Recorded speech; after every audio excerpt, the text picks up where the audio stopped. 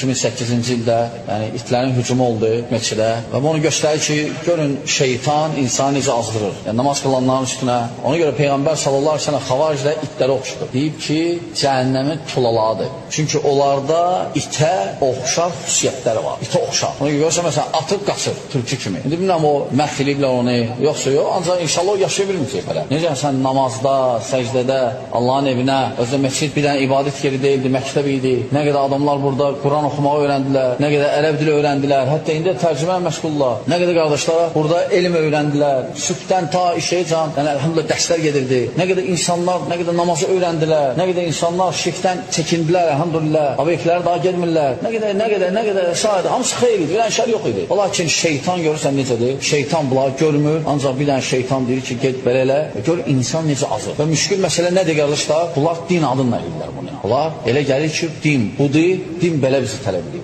Amma bu şeytan yoludur və yadınıza saldım sadəcə Allah Subhanahu bizi şeytandan, yolundan qorusun və olan fitnəsindən qorusun.